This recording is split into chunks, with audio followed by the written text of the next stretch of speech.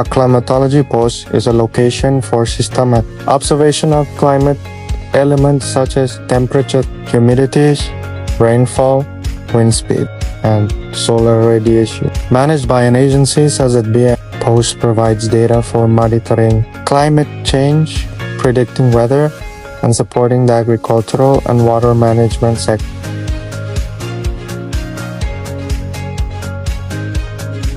Here, I will introduce 6 tools that are the Kedungobor Surveys Semicell Engineering Post.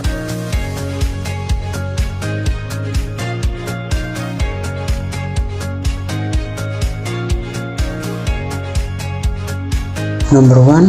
Evaporation pen or panjigunguapan. So, this instrument is called an evaporation pen, or in Indonesian is panjigunguapan. It is used to measure how much water evaporates from an open water surface over a certain period of time. In hydrology, evaporation is very important process because it plays a big role in the water cycle. Water from the surface, like lakes or reservoirs, change into vapor and goes into atmosphere. So, using this tool, we can better understand how much water is being lost due to evaporation. Now, the rate of evaporation is not constant. It is influenced by several environmental factors such as air temperature, humidity, wind speed, and also solar radiation. For example, on a hot and windy day, the evaporation rate will usually be higher compared to a cold or humid day. This evaporation pen is usually equipped with a device called a hoop gauge. This tool helps us measure the water level very precisely. As time passes, the water inside the pen slowly decreases due to evaporation. By measuring the difference in water level, we can determine how much water has evaporated. In terms of placement, the evaporation pen is typically installed in open field. This is important so that it can be fully exposed to natural weather conditions like sunlight and wind without any obstruction. Before measurements begin, the pen is filled with water up to a certain level, usually about 5 cm below the rim. Observations are carried out regularly, often daily, to record change in water level.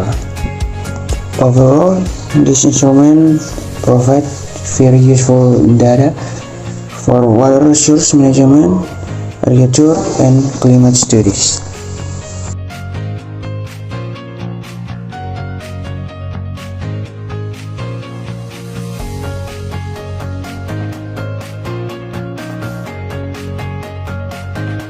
Next, we have an anemometer.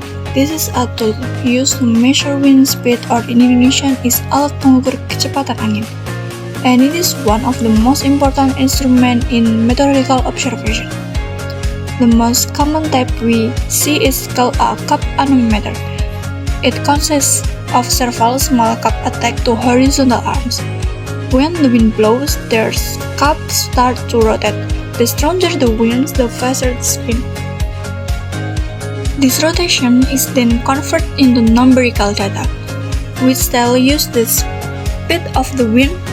So basically, the movement of the cup directly represents how strong the wind is at the moment.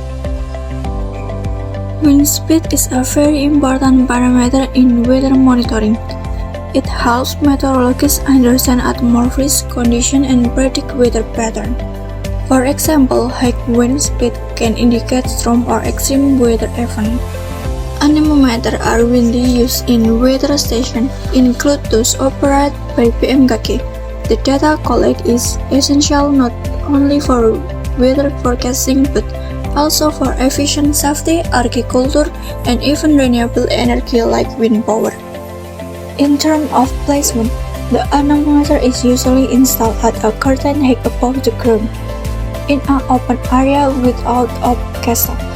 This is important to ensure that the wind flow is not blocked or disrupted by buildings or towers. Overall, this tool provides accurate and reliable information about wind behavior in a specific location.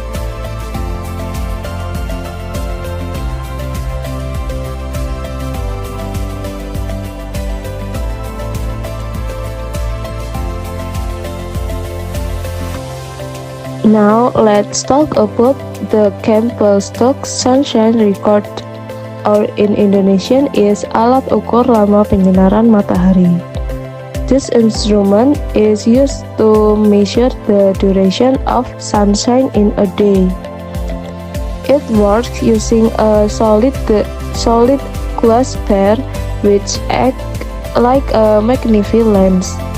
This glass pair focuses sunlight onto a specific point behind it. When the sunlight is strong enough, it burns a special recording card placed at the focal point. As the sun moves across the sky, the focused light creates a continuous burn trace on the card. This burn trace represents the duration of sunshine throughout the day. The longer the burn mark, the longer the sun has been shining.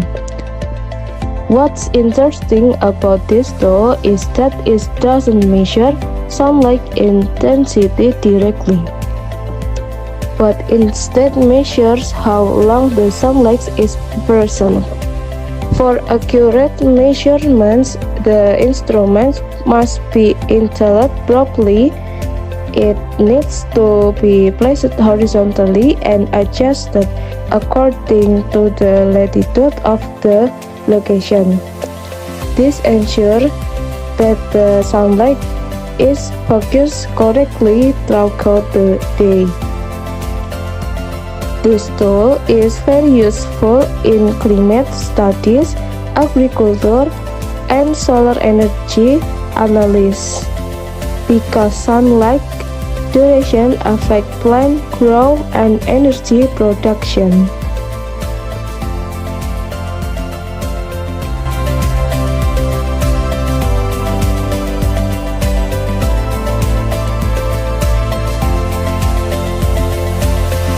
Next, we have the psychometer, or in Indonesian is psychometer, which is used to measure air temperature and humidity. This instrument usually consists of two thermometers, a dry bulb thermometer and a wet bulb thermometer. The dry bulb measures the actual air temperature, while the wet bulb works a bit differently. The wet bulb thermometer is wrapped with a wet cloth. As air passes over it, the water evaporates and causes cooling. Because of this, the wet bulb temperature is usually lower than the dry bulb temperature. The difference between these two readings is very important. It is used to calculate the relative humidity of the air using a specific formula or curve. Humidity tests use how much moisture is present in the air, which is very important for weather analysis and human comfort. This instrument is usually placed inside a meteorological shelter, also known as a Stephen screen. This protects it from direct sunlight and rain, ensuring more accurate measurements. In some cases, additional thermometers are included to record maximum and minimum temperature over a 24-hour period. Overall, the psychrometer provides essential data for understanding atmospheric conditions.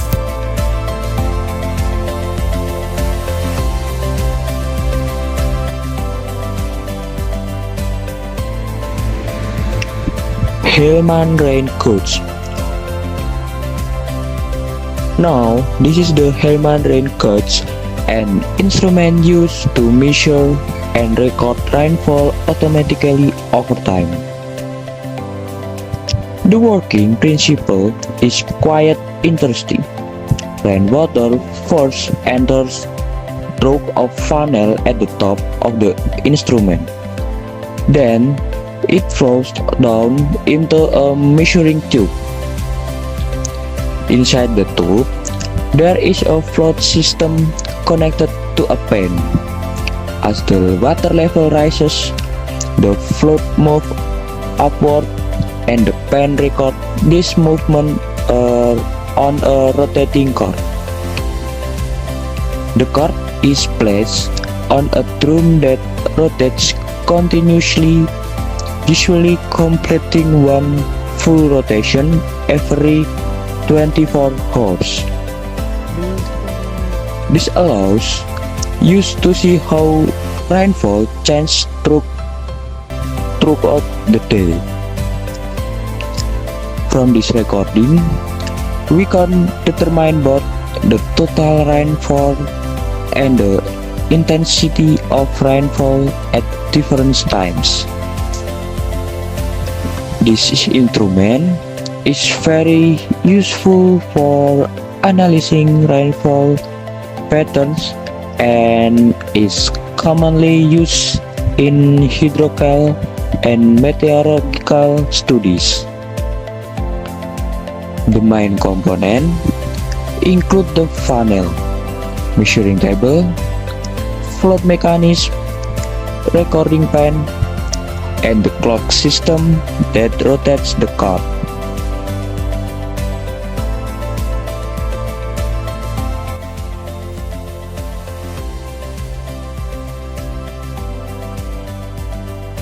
Lastly, we have the automatic rain gauge or ARG. In Indonesian is penakar hujan otomatis. This is a modern instrument used to measure rainfall automatically and in real time. Unlike traditional rain gauges, this device does not require manual observation. It uses sensors to detect rainfall and records the data continuously. The main components of this system include a rainfall sensor, a data logger, and usually a solar panel as the power source.